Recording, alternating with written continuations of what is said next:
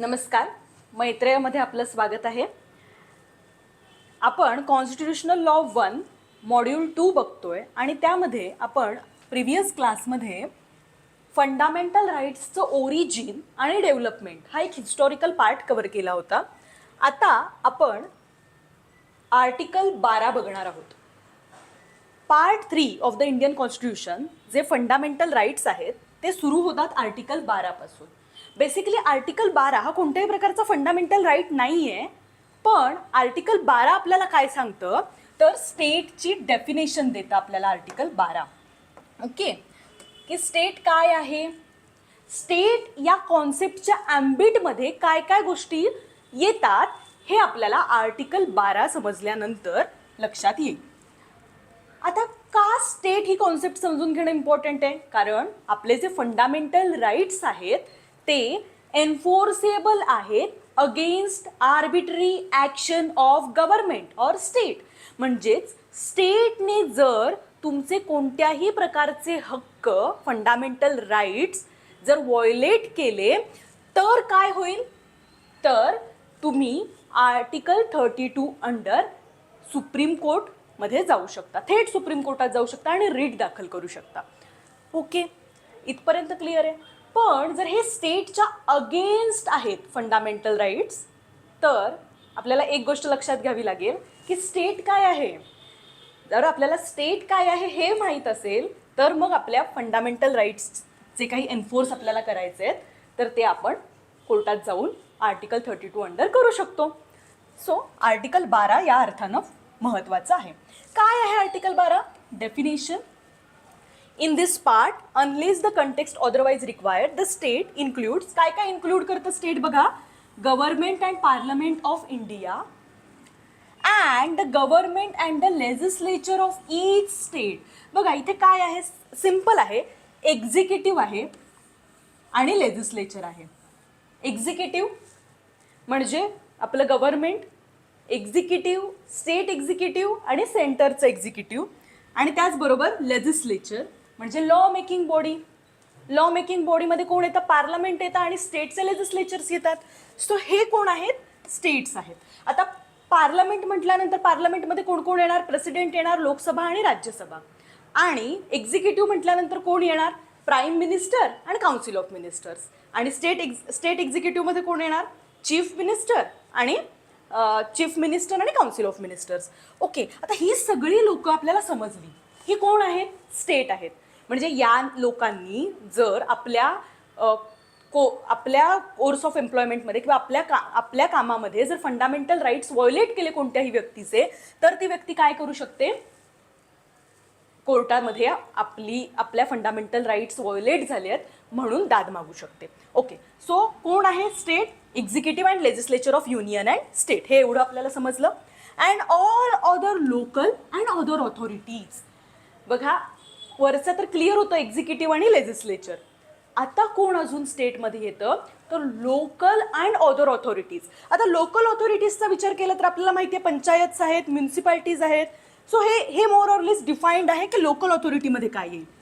पण जेव्हा आपण अदर ऑथॉरिटीज म्हणतोय तर अदर ऑथॉरिटीजना डिफाईन करायला कोर्टाला खूप जास्त किंवा जे आपलं ज्युडिशरी आहे तिला खूप जास्त पुढे येऊन काही इंटरप्रिटेशन्स द्यावे लागलेले आहेत. अदर ऑथॉरिटीजमध्ये काय येईल, तुमच्या युनिव्हर्सिटीज याच्यामध्ये येतील का, NCERT येईल का किंवा BCCI येईल का, याच रिलेटेड केस लॉज आहेत. सो लोकल ऑथॉरिटीज आपण सांगू शकतो पंचायत आणि म्युन्सिपाल्टीज. पण जेव्हा अदर ऑथॉरिटीज, अदर हा शब्द येतो तेव्हा आपल्याला काय लागतं तर तिथे एक इंटरप्रिटेशन द्यावं लागतं. ओके, सो तो इंटरप्रिटेशन, कोर्टानं दिलेलं इंटरप्रिटेशन आपल्याला इथे समजून घ्यायचं आहे. Okay, all local and other authorities within the territory of India हे फॉल होतात स्टेटच्या ॲम्बिटमध्ये. ओके, लोकल ऑथॉरिटीज जसं मी आता सांगितलं पंचायत, म्युन्सिपाल्टीज वगैरे. पण आपल्याला जर एकदम प्रॉपर डेफिनेशन पाहिजे असेल तर जनरल क्लॉजेस ॲक्टमध्ये सेक्शन 3 सबक्लॉज 31 असं म्हणतं की local authority as local authority shall mean a municipal community, district board. बघा काय काय आहे, म्युन्सिपल कम्युनिटी आहे, डिस्ट्रिक्ट लेवलला डिस्ट्रिक्ट बोर्ड आहे, बॉडी ऑफ पोर्ट कमिशनर्स आहे, and other legally entitled to or entrusted by the government with the control or management of municipal and local fund. जिथे government municipal आणि local fund देत आहे. Okay, गव्हर्नमेंटने एखाद्या बॉडीला fund दिला, जसं की तुमच्या गावातली पंचायत, ओके, ग्रामपंचायत. तर ग्रामपंचायतीला काय होत आहे, गव्हर्नमेंट काय करत आहे, फंडिंग देत आहे. सो ती काय झाली, ती लोकल ऑथॉरिटी झाली. ओके, म्हणजे जिथे स्टेटची इन्व्हॉल्वमेंट आहे, बेसिकली काय, तर स्टेटची जिथे जिथे इन्व्हॉल्वमेंट, स्टेटची गव्हर्नमेंटची की गव्हर्नमेंटचे जिथे जिथे इन्व्हॉल्वमेंट आहे बेसिकली ते स्टेटच्या अँबिटमध्ये येणार आहे. हे क्लिअर आहे इथपर्यंत. मग ते म्युन्सिपल लेवलला असू देत, डिस्ट्रिक्ट बोर्डला असू देत, किंवा डिस्ट्रिक्ट बोर्ड असू देत, किंवा पोर्ट कमिशनर्स असू देत. ओके, जिथे म्युन्सिपल आणि लोकल फंड येतो त्या लोकल ऑथॉरिटीज आहे. असं आपल्याला ही डेफिनेशन कुठे मिळते, जनरल क्लॉजेस ॲक्टमध्ये मिळते. Local authorities refer to self governing bodies like municipalities, panchayat, district board, improvement trust, port trust. Okay, हे क्लिअर आहे. हे जसं डेफिनेशनमध्ये दिलं आहे तेच सांगितलंय. These bodies perform public functions and are consider state under article 12 of the constitution. काय काय करतात या सगळ्या बॉडीज, डिस्ट्रिक्ट बोर्ड असेल, म्युन्सिपाल्टीज असेल, पंचायत असतील, काय करतात, पब्लिक फंक्शन परफॉर्म करतात. सो ज्या कोणत्या बॉडीज पब्लिक फंक्शन्स परफॉर्म करतात, तुमच्या हेल्थ रिलेटेड, सॅनिटेशन रिलेटेड किंवा एज्युकेशन रिलेटेड, ही जी काही कामं केली जात आहेत या सगळ्या बॉडीजकडून, तर ती काय आहेत, ते सगळे काय आहेत, तर पब्लिक फंक्शन्स आहेत. त्यामुळे या आहेत लोकल ऑथॉरिटीज आणि त्या फॉल होणार आहेत स्टेटच्या ॲम्बिटमध्ये. ओके, स्कोप काय आहे बघा. Municipalities and panchayat are considered local authorities as they handle governance at the grassroot level. Grassroot लेवलला सगळ्यात खालच्या पातळीवरचं, लोकल लेवलवरचं गव्हर्नन्स कोण पाहतं, पंचायत पाहते, म्युन्सिपाल्टीज पाहते. त्यामुळे हे कोण आहेत, हे जे काही लोकल ऑथॉरिटीज आहेत त्या इम्पॉर्टंट आहेत आणि त्या स्टेट म्हणून कन्सिडर केल्या जातात. Delhi development authority was also classified as a local authority because it manages urban development which is typically a municipal function. So Delhi development ऑथॉरिटीच्या कंटेक्स्टमध्ये जर आपण पाहिलं तर आपल्याला लक्षात येतं काय, तर ही सुद्धा एक प्रकारची लोकल ऑथॉरिटी आहे. इव्हन ती अर्बन डेव्हलपमेंटमधले काय फंक्शन्स, इम्पॉर्टंट फंक्शन्स परफॉर्म करत आहेत. ओके, आता आपण काही केस लॉज बघूयात. त्यामध्ये in Punjab water supply and sewage board versus Ranjot Singh. Okay, तर हे जे पंजाब वॉटर सप्लाय आणि हा जो बोर्ड आहे, हा बोर्ड काय आहे, इथे स्टेट आहे की नाही, हा बेसिकली कन्सर्न असणार आहे किंवा हा बेसिकली क्वेश्चन असणार आहे. The supreme court rule that a statutory body is a independent body. There is no proof that any orders from the state are legally binding on it. While the state may have some control over hiring employees for local authorities, it must follow the law strictly. Since statutory bodies fall under state as defined in Article 12 of the Indian Constitution, they must follow principles of equality in Article 14 and 16. Okay, ह्या ज्या काही bodies आहेत, ज्या statutory bodies आहेत, statutory bodies म्हणजे तुमच्या एखाद्या लॉने तयार झालेल्या ज्या काही बॉडीज आहेत, तर त्या बॉडीज म्हणजे एखाद्या स्टॅट्यूट असतो, त्या स्टॅट्यूटने सजेस्ट केलेलं असतं की अशा प्रकारच्या बॉडीज असायला हव्यात. तर तशा ज्या काही बॉडीज आहेत त्या सुद्धा काय करतायत, त्या पब्लिक फंक्शन परफॉर्म करतायत. त्या काय अजून काय करतायत, एनी ऑर्डर फ्रॉम स्टेट त्यांच्यावरती लिगली बाइंडिंग जरी नसलं तरी सुद्धा जे काही त्यातले एम्प्लॉईज आहेत त्याचं हायरिंग असेल किंवा किंवा अजून जे काही छोटे फंक्शन्स असतील ते स्टेट परफॉर्म करत असेल, it must follow the law strictly.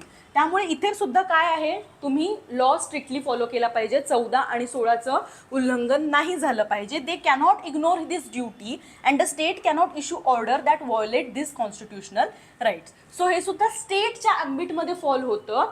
स्टेटच आहे कारण हे लोकल ऑथॉरिटीजच्या या कक्षेमध्ये येतात आर्टिकल 12 अंडर. त्यामुळे त्यांनी काय केलं पाहिजे, 14 आणि 16 प्रोटेक्टेड ठेवलं पाहिजे. त्याचं उल्लंघन करून चालणार नाही असं सुप्रीम कोर्टाने या केसमध्ये सांगितलं होतं. Rashid Ahmad versus municipal board Kairana a municipal bylaw was struck down as ultra virus because it violated a citizen's fundamental rights. Okay, इथे काय झालं होतं, सिटिझनचं फंडामेंटल राईट व्हायोलेट झाला होता, त्यामुळे हे जे म्युन्सिपल बोर्ड कैराना आहे त्यांनी एक बायलॉ पास केला होता ह्या म्युन्सिपाल्टीने, तर तो स्टक डाऊन करण्यात आला, अल्ट्रा व्हायरस ठरवण्यात आला because it violate citizens fundamental rights. So ही लोकल ऑथॉरिटी होती बेसिकली, या लोकल ऑथॉरिटीने फंडामेंटल राईट्स इन्फ्रिंज केले आणि त्यामुळे त्यांनी जो काही बायलॉ पास केला होता तो काय ठरवण्यात आला, अल्ट्रा व्हायरस ठरवण्यात आला. म्हणजे इथे सुद्धा ही जी काही ऑथॉरिटी आहे ती स्टेट आहे हे आपल्याला समजतं. Mohammad Yasin versus town area committee. आता ही टाउन एरिया कमिटी आहे का लोकल ऑथॉरिटीमध्ये, तर supreme court rule that the charging a fee on wholesale dealers was unconstitutional. बघा स्टेट आहे म्हणून सुप्रीम कोर्ट असं सांगू शकतं की charging a fee on wholesale dealer was unconstitutional under article 19(1)G as it restricted business activities. यांनी कुठली तरी काय केली होती, फी चार्ज केली होती होलसेल डीलर्सवरती, तर ती अनकॉन्स्टिट्युशनल ठरवली कोर्टाने. कारण काय होतं, आर्टिकल 19 सबक्लॉज 1G चं काय होतं, उल्लंघन होतं, कारण ते रिस्ट्रिक्ट होतं त्या बिझनेस ॲक्टिव्हिटीज बेसिकली. ठीक आहे, आता हे लोकल ऑथॉरिटीज समजल्या. लोकल ऑथॉरिटीज मी जसं म्हटलं की सिम्पल आहेत, पंचायत, म्युन्सिपाल्टीज, डिस्ट्रिक्ट बोर्ड, हे सगळे बोर्ड असतात किंवा एखाद्या स्टॅट्युटरी बॉडी असते जी एखाद्या पर्टिक्युलर स्टॅट्यूटनी इस्टॅब्लिश केलेली असते, तर ती कशा अंडर फॉल होते, लोकल ऑथॉरिटी अंडर फॉल होते. पण जेव्हा अदर ऑथॉरिटीचं इंटरप्रिटेशन करण्याची वेळ येते तेव्हा आपल्याला थोडा जास्त विचार करायला लागतो. In terms of other authorities, in Article 12 has been given a broad interpretation due to evolving role of state in governance and public services. स्टेटचा रोल मर्यादित राहिलेला नाही. आपण आजूबाजूला बघितलं तरी आपल्याला एक लक्षात येईल की स्टेटला कितीतरी गोष्टी कराव्या लागतात. ओके, स्टेट म्हणून खूप ऑथॉरिटीज समोर येत आहेत. आपण आत्ताच्या कंटेक्स्टमध्ये जे कॉम्प्लिकेटेड आहे पूर्णपणे गव्हर्नन्स आणि पब्लिक सर्व्हिसेस, तिथे कुठेही रिस्ट्रिक्टेड अप्रोच देऊ शकत नाही आहोत कोणत्याच प्रोव्हिजनला. Okay, the government now provides various services directly or through external bodies leading to debate on whether such bodies qualify as state. Okay, so इथे बेसिकली काय आहे, मोठ्या प्रमाणावर डिबेट्स आहेत whether such bodies qualify state आहे की नाही असे डिबेट खूप वेळा येतात. कारण अदर ऑथॉरिटी ही एक वेग टर्म आहे ना, आपण नाही डिफाईन करू शकत. आपण लेजिस्लेचर एक्झिक्युटिव्ह डिफाईन करू शकतोय, आपण लोकल ऑथॉरिटीज पण मोर ऑर लेस मोठ्या प्रमाणावरती करूच शकतोय. म्हणजे लोकल ऑथॉरिटीज पण आपण डिफाईन करू शकतो, पण अदर ऑथॉरिटीजच्या बाबतीत आपल्याला एक इंटरप्रिटेशन वापरायला लागतं. Okay, the Madras high court in university of Madras versus Shantabai. बघा ही एक इम्पॉर्टंट केस होती. यामध्ये एज्युस्टस जेनरस ही कॉन्सेप्ट मांडण्यात आली, म्हणजे of the same kind. Okay, काय असतो ह्या टर्मचा अर्थ की ऑफ द सेम काइंड, म्हणजे तुम्ही एखादे मोटार व्हेकलबद्दल बोलताय. ओके, बस, कार, ऑटो रिक्षा, तर हे काय झाले, एकमेकांची लिंक आहेत म्हणजे ऑफ द सेम काइंड आहेत, एकाच प्रकारचे आहेत. आता सगळे प्राणी आपण जर घेतले, कुत्रा, मांजर, घोडा, सो आपण हे काय सांगू शकतो, हे एकमेकांशी काय आहेत, रिलेटेड आहेत, कारण हे सगळे प्राणी आहेत. ओके, सो एज्युस्टस जेनरिस ही जी कॉन्सेप्ट आहे ही या केसमध्ये समोर आली होती, त्यांनी मांडली होती की other authorities should be similar to government bodies. म्हणजे जे गव्हर्नमेंट बॉडीजच्या सिमिलर फंक्शन्स करतात त्या अदर ऑथॉरिटीज असतील. This restricted interpretation include only those bodies performing government and sovereign functions. So इथे काय झालं होतं, एक रिस्ट्रिक्टेड अप्रोच मिळाला होता की जे फक्त गव्हर्नमेंट फंक्शन्स असे परफॉर्म करतायत तेच स्टेट आहेत. आता हे पुढे ओव्हररूल होणार आहे. Okay, in the case of Ujjambai versus state of UP, the Supreme Court held that private bodies performing statutory function may not necessarily be considered as a state. Okay, इथे तर वेगळाच अप्रोच मांडला. एज्युस्टस जेनरस काही नाही, ज्या कोणत्या पण प्रायव्हेट बॉडीज आहेत त्या स्टेट रिलेटेड जरी फंक्शन करत असल्या तरी सुद्धा त्या स्टेट कन्सिडर होणार नाहीत, कारण त्या प्रायव्हेट आहेत, ते त्यांच्या फंडिंगने चालत आहेत, त्यांच्या चालत आहेत. तर म्हणून मग त्या काय necessarily may not necessarily be considered as a state unless they have deep governmental control. जोपर्यंत त्यांच्यावर डीप गव्हर्नमेंट म्हणजे सगळा फंड येतोय सरकारकडून, सरकार स्वतःची लोक त्याच्यामध्ये एम्प्लॉय करतायत, तर फक्त ते स्टेटमध्ये येईल, असं उज्जंबाई वर्सेस स्टेट ऑफ यूपीच्या 1961 मध्ये पर्स्पेक्टिव्ह समोर आला. This case limited broad application of article 12. तो यांनी बेसिकली काय केलं या केसने, जे ॲप्लिकेशन ऑफ आर्टिकल 12 आहे ते लिमिट केलं. ओके, ब्रॉड इंटरप्रिटेशनला लिमिट करण्याचं काम केलं या केसने. Okay, in the case of Rajasthan electricity board versus Mohanlal, the supreme court expanded the definition of state includes statutory corporations that perform essential public duties. आता या केसमध्ये काय झालं बघा, या केसमध्ये थोडासा अप्रोच होता तो कोर्टाने एक्सपांड केला. आर्टिकल 12 रिस्ट्रिक्टेड अप्रोच वापरून चालणार नाही हे आपल्या लक्षात आलं. 1961 नंतर 1967ला सुप्रीम कोर्टाने एक्सपांड केली डेफिनेशन ऑफ स्टेट. त्याच्यामध्ये statutory corporations that perform essential public duty. Essential public duty तुम्ही परफॉर्म करताय, पब्लिक हेल्थ रिलेटेड काहीतरी परफॉर्म करताय, तर तुमच्यावर कंट्रोल असायला हवा. ओके, सो ह्या अप्रोच समोर आला. Even if a body is not directly controlled by government, it is created by law and carries out governmental functions. बघा, लॉ थ्रू एखादी बॉडी तयार झाली आहे, जसं आता युनिव्हर्सिटीज असतील व्हेरियस, तर युनिव्हर्सिटीज ॲक्ट अंडर ह्या युनिव्हर्सिटीज तयार झाल्यात, राईट. सो हे काय करतात, इसेन्शियल गव्हर्नमेंट फंक्शन पार पाडतायत, जसं की एज्युकेशन. ओके, सो हे कशाच्या अंडर फॉल होणार, आर्टिकल 12च्या अंडर फॉल होणार, कारण ही इम्पॉर्टंट पब्लिक फंक्शन काय करतायत, परफॉर्म करतायत. This case is set precedent for recognising government control organisation as state. So हे एक प्रेसिडेंट होतं, एक महत्त्वाचं प्रेसिडेंट होता. आधी थोडंसं कन्फ्युजन दिसते आपल्याला कोर्टाच्या डिसिजन्समध्ये. एज्युस्टिस जेनरिस म्हणताय शांताबाईवाल्या केसमध्ये, त्याच्यानंतर उज्जंबाईमध्ये तर एकदम रिस्ट्रिक्टेड अप्रोच दिला. पण या केसमध्ये आपल्याला काय बघायला मिळालं राजस्थान इलेक्ट्रिसिटी बोर्डमध्ये, की एक ब्रॉड अप्रोच आपल्याला दिला आर्टिकल 12चा. Okay, the court held in Sukhdev Singh versus Bhagatram that corporations established by statute like ONGC, LIC, IFCI are state under Article 12. बघा, आता इथे अजून एक पाऊल आपण पुढे गेलो. इथे ह्या सगळ्या कॉर्पोरेशन्स आहेत ज्या स्टॅट्यूट्सनी म्हणजे एक स्पेशल लॉज आहेत यांचे, त्या लॉजनी तयार झालेले आहेत, तर त्या काय आहेत, स्टेट आहेत. The rational was that this corporation exercise governmental functions and had pervasive control by government. This case reinforced that statutory corporations performing public functions qualify as a state. Public function ONGC काय करते, public function perform करत आहे, so ते स्टेटच्या आंबिटमध्ये येणारच आहे असं कोर्टाने सांगितलं. त्यानंतर Sabhajit Tiwari versus union of India 1975. ही केस नंतर ओव्हररूल झाली बघा. म्हणजे हे जे काही इंटरप्रिटेशन होतं ते आता Pradeep Kumar Biswas versus Indian institute of chemical बायोलॉजीमध्ये हे इंटरप्रिटेशन चेंज केलं कोर्टाने. याच्यामध्ये काय सांगितलं होतं, नॅरो व्ह्यू दिला होता आणि सांगितलं होतं CSIR म्हणजे जे council of scientific and industrial research आहे ते स्टेट नाही आहे असं कोर्ट म्हटलं होतं. पण and despite being government funded was considered as autonomous body. तर गव्हर्नमेंट फंड देतं ह्या बॉडीला, तरी सुद्धा ऑटोनॉमस बॉडी म्हणून डिक्लेअर करून टाकलं होतं, कारण आणि ते गव्हर्नमेंटच्या कंट्रोल अंडर येणार नाही असं सांगितलं होतं.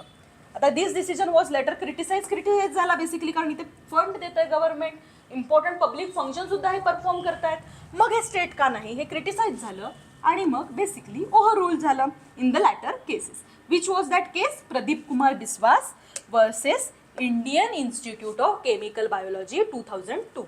दिस case overrule Sabhajit Tiwari and held CSIR as a state. आत्ता जर तुम्हाला करंट स्टँडिंग विचारली की CSIR स्टेट आहे का, तर येस CSIR स्टेट आहे. स्टेटच्या ॲम्बिटमध्ये CSIR येतं. आता RD Shetty versus international airport authority 1979ची केस आहे. या केसमध्ये ही एक इम्पॉर्टंट केस आहे बघा. इन्स्ट्रुमेंटॅलिटी दिली होती, इन्स्ट्रुमेंटॅलिटी टेस्ट दिली होती या केसने. The body functions as a instrumentality or agency of the government, it can be considered as a state. आता त्यांनी काही टेस्ट दिली होती, इन्स्ट्रुमेंटॅलिटी टेस्ट दिली होती. तर ह्या टेस्ट जर तुम्ही पार केल्यात, ह्याच्यावर टिक बसलं, ह्याच्यावर टिक बसलं, तर आपण काय म्हणायचं की ते स्टेट आहे. काय होतं बघा, the entire share capital is held by government. Share capital कोणाचं असलं पाहिजे? गव्हर्नमेंटचं असलं पाहिजे. Okay, clear. Where the financial assistant of the state is so much so as to meet almost entire expenditure of the corporation. Financial assistance असला पाहिजे, आपल्याला माहिती आहे. नंतर deep and pervasive control, deep control असला पाहिजे गव्हर्नमेंटचा त्या बॉडीवरती, डीप आणि परवेसिव्ह कंट्रोल असला पाहिजे. The functions of the corporations are of public importance and closely related to the governmental functions. Public इम्पॉर्टन्सचं फंक्शन्स असलं पाहिजे, उगाच कुठलंही फंक्शन नाही. पब्लिक इम्पॉर्टन्सचं function, education related, health related. Okay, so असं फंक्शन असलं पाहिजे. त्यानंतर department of government transfer to a corporation.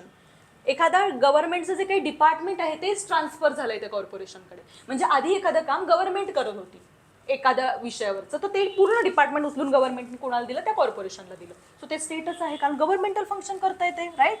Enjoys monopoly status with state confirm or is protected by it. Okay, एक मोनोपोली स्टेटस आहे, म्हणजे दुसरं कोणी त्याच्यामध्ये कॉम्पिटिशन तयारच करू शकत नाही आहे. पब्लिक फंक्शन परफॉर्म करताय, मोनोपॉली स्टेटस पण आहे, आणि ह्यांनी जर काही मनमानी सुरू केली, तुमचे फंडामेंटल राईट्स इन्फ्रिज करायला सुरुवात केली, तर चालणार आहे का? नाही चालणार. त्यामुळे हे सुद्धा आपल्याला या केसने असं सांगितलं की सबाजित तिवारी वर्सेस युनियन ऑफ इंडियाच्या केसने आपल्याला ही इन्स्ट्रुमेंटल, सबाजित तिवारी नाही, सॉरी, आपल्याला RD Shetty versus international airport ऑथॉरिटीने हे इन्स्ट्रुमेंटलिटीची टेस्ट आपल्याला दिल्या. ह्या टेस्ट होत्या, ज्या पार केल्यानंतर काय आहे, स्टेट आहे की नाही आपल्याला लक्षात येतं. The SC concluded international airport authorities undoubtedly and instrumentality or agency of central government. आणि ह्या केसमध्ये कन्क्लुजन काय निघालं? इंटरनॅशनल एअरपोर्ट ऑथॉरिटी आहे, तर ती ऑथॉरिटी स्टेट आहे की नाही हा वाद आहे, राईट. तर मग इथे त्याने सांगितलं की हे स्टेट आहे, इन्स्ट्रुमेंटलिटी आहे किंवा एजन्सी आहे of the central government and falls within the definition of state. त्यामुळे स्टेटच्या डेफिनेशनमध्ये येते.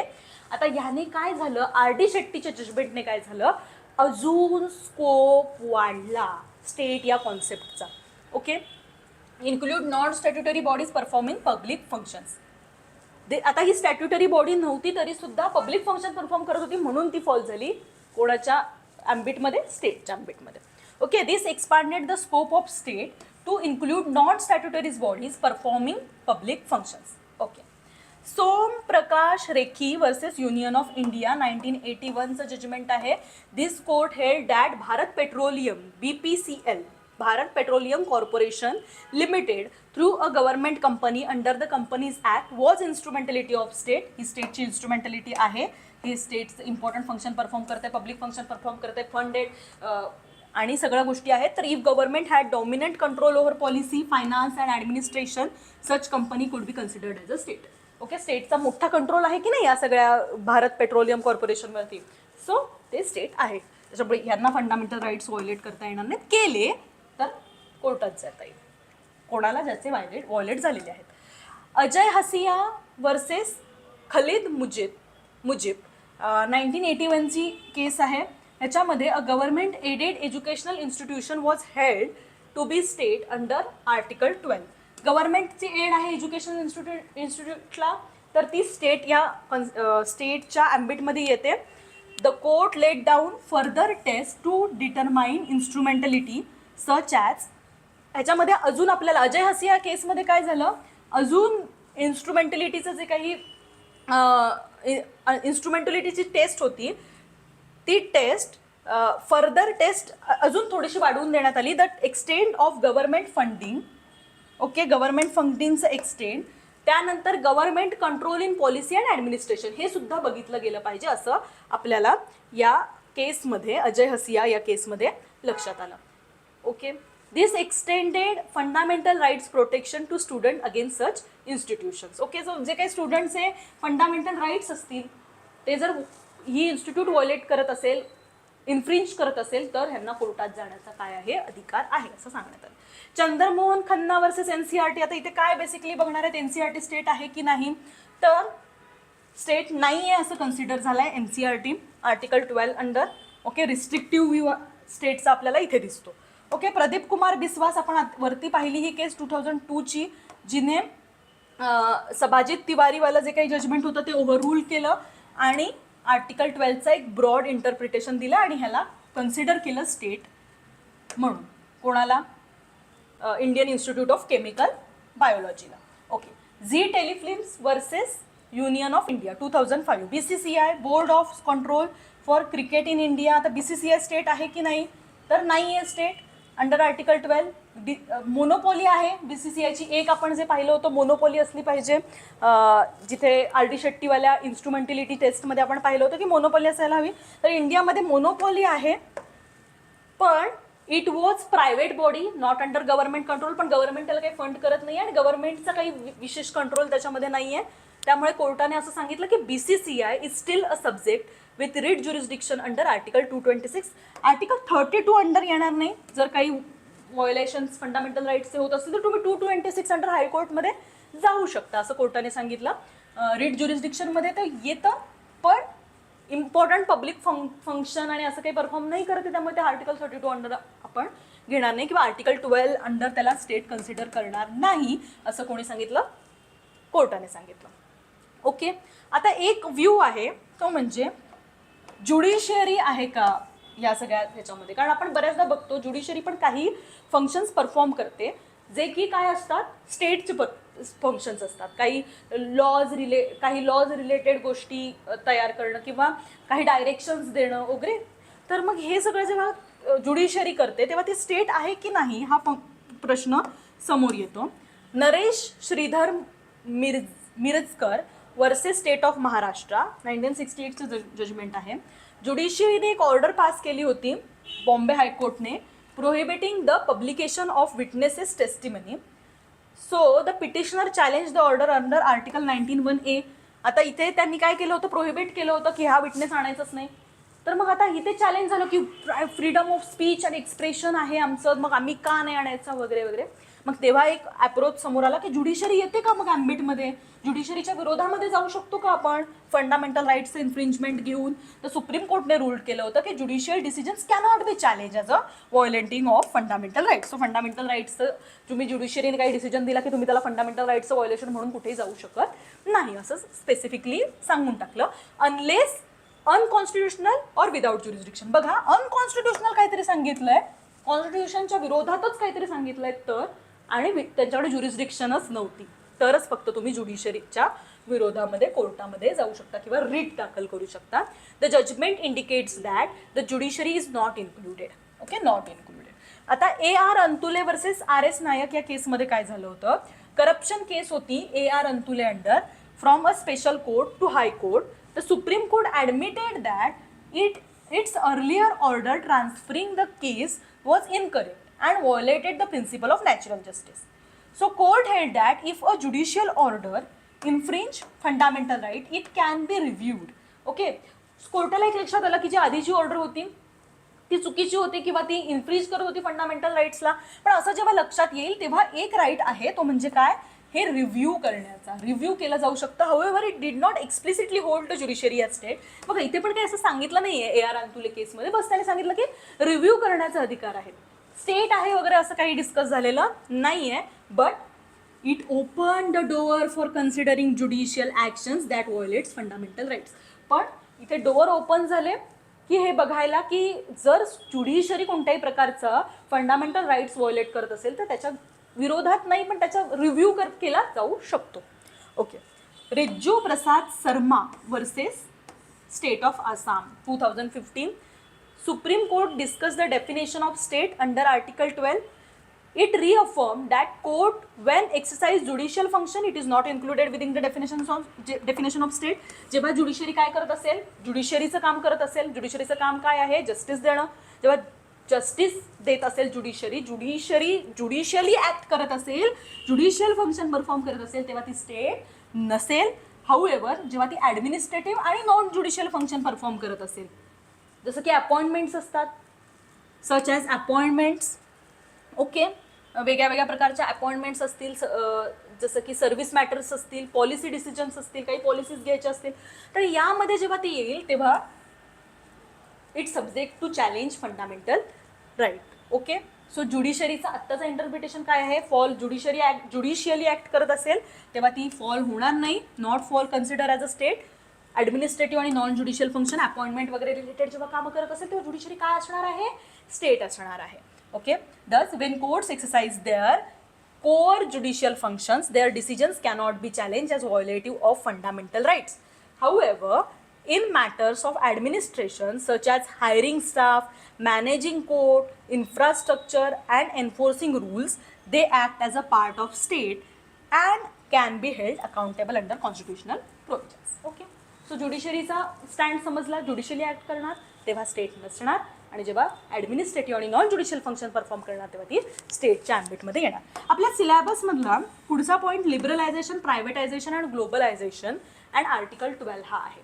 ओके, तो आपण पुढच्या एखाद्या शॉर्ट व्हिडिओमध्ये बघूया, छोटासा पार्ट आहे, पुढच्या व्हिडिओमध्ये आपण तो बघूया. हे होतं आर्टिकल 12चं इंटरप्रिटेशन. इथे अजून तुम्हाला क्लिअर होईल आर्टिकल 12, कारण आत्ताच्या कंटेक्स्टमध्ये आर्टिकल 12चा काय स्टँड आहे हे इथे तुम्हाला समजेल. सो आत्तापुरतं आपण इथेच थांबूया. थँक्यू.